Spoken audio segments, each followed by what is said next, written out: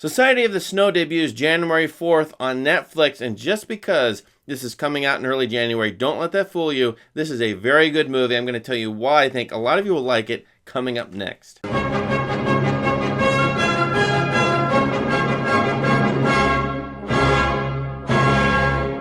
Society of the Snow is actually a pretty well-known story. Back in 1993, they made a movie called Alive, which is about the same story. In 1972, a Uruguayan rugby team in a plane crashed in the Andes Mountains and survived for 72 days in the horrific snowy, wintry conditions there. They were not rescued. We know that they survived, so this isn't a spoiler. A couple of them walked out and got help, and some of them were rescued. Most of the others died, though. So they made a movie called Alive with Ethan Hawke, and every time I hear about that movie, there's only one thing that comes up, and that's that the people who are alive in this survival scenario had to eat the dead. That they had no food, they had no means to make fire, they had nothing. So, yep, the only source of food was other people. And that's the thing that is remembered of this story. Now, while that's in Society of the Snow, I feel like this movie does a great service to the survival story by making it, one, a memorial for the alive and the dead, those people who survived and the dead. Two, the Spanish director J. Bayona is really good at the harrowing nature of the whole event, including the need for these men to cooperate. And a couple of women, by the way, who don't survive, just men survive. But everybody in this plane crash had to cooperate, thus the title, Society of the Snow. It's a society there. Now, how did they survive? This is a realistic movie, and I think Bayona has avoided a lot of Hollywood trappings, which sometimes are fine, but you can definitely see the alternative to the Hollywood way of doing things. One, you cannot visually distinguish these men that easily. It takes some work on the part of the viewer to figure out who's who as individuals. And of course, along the way, some of them die. So once you know somebody, then they die. It seems like they all look alike for a while. And that may be my problem, but actually I thought that was really good. I think that was a feature because it's a society. These men have to cooperate. And it does turn out we know them as individuals later. And then the movie does not type each man. It doesn't make it, the heroic idealist or the scientist or the naysayer or the jokester. You don't really get each man as being a different type of character as you normally get in these kinds of movies. I like that too, and I think that's a feature. And that makes the movie, when bad things happen and when the rescue happens, those are super important events where these men, I feel like a participant in this movie rather than watching a scenario or some kind of play as a lot of survival movies are. There is one type, though, and he's a Catholic believer. His name is Numa, and he refuses to eat the dead, the only source of food. We're reminded in the opening of this story from the Gospels where Jesus goes out and is tempted in the desert and 40 days, 40 nights without food. And then that happens in its own way in this movie. They go out into the barren wasteland of a wilderness that is the snow-covered Andes Mountains. And then this one man refuses to eat. I think he does end up eating the dead, but it is a struggle for them. And the movie does not make this a sensational act. So this one character is the Catholic versus, is the question this movie brings up, is this a meaningless event? Does it have meaning? And it's one of those classic, is there anything beyond these people? Now, we get the nature of humans in nature. They're pathetic little things, blips on a map. These men cannot be seen by planes.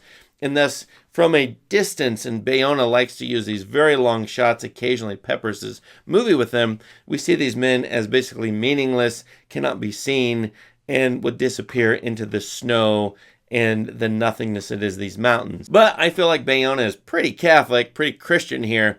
He likes to use death and resurrection motifs. He likes to cut to black as something terrible happens, like the plane crash, or later on the avalanche. An avalanche of snow falls on the plane when the men are surviving in it. And then we have a awakening, and a character breathes, and sometimes sunlight's on his face. That's a death or resurrection type, which is going to be the ultimate move here as their rescue at the end. See that over and over again. Even the sun, what is the sun? It's for light, but maybe it's this distant object that we can't reach, or it's a source of refreshment and light. He uses this sort of Catholic typology, I might say, in this movie. And that brings me to the eating. Yep, the cannibalism. You're going to think I'm wild for saying this. I think some of you will get mad at me in the comments, so hold your fire for a minute. I think because this movie is sort of Catholic in its own way, that eating the dead is a type of, eating Jesus' flesh in communion. These dead people literally give life to the survivors, their only source of life. And this is a type of society as well, as punning on the title. The dead feed the living, remembering the dead. This is movies or memorial, as I said. And so these guys are fueled by the dead bodies. It's like Christ in John chapter 6 saying, "Eat of my flesh and you will live." I only say that because literal Bible verses come up in this movie. The Jesus passage in, the Last Supper. If someone gives his life for his friends, he's given the ultimate sacrifice, which of course Jesus did. And that's literally what these dead people do for the living here.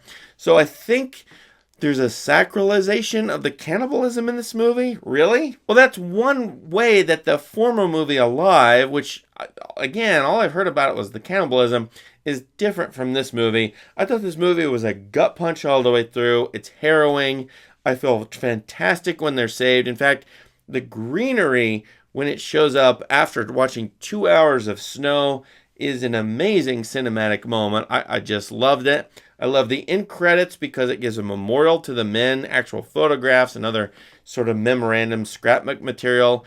And it reminds us that this was a real incident, and therefore the cooperation between these men is a sign or type of cooperation between nations which rescued them, like Uruguay, Chile, and Argentina, and a cooperation between people, because no individual can survive this kind of thing. It takes a group of people of single mind, and these boys were amazing people. Obviously, I think the movie does a great service in honoring them. All in all, I actually think a lot of young people will like watching this movie and hearing about this story for the first time if they haven't. I'm going to give this 4 stars. I thought this was quite good. It reminds me of 13 Lives, which came out last year, a couple years ago. Another good survival movie about cooperation and trust. And so I really appreciate what the director did in this movie with the original story. And everything in this movie is pretty good to very good. Although, be warned, yeah, the cannibalism is there. It's done, pun not intended, it's done tastefully, but there is raw and frozen flesh. That's the only way they could consume this. So you might get squeamish if you watch this movie, even though I think it's not trying to be gross or disgusting. It's just telling you straight up what happened. Let us know what you think of Society of the Snow, and please subscribe to this channel for more great content. Thank you. Have a great day.